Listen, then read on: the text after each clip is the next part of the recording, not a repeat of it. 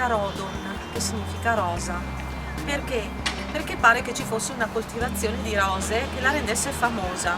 Tant'è vero che Ludovico Ariosto, che era vicino di casa, era la fonte degli Estensi, nel terzo canto dell'Orlando Furioso parla di Rovigo proprio come la terra il cui produr di rose le die piacevol nome in greche voci.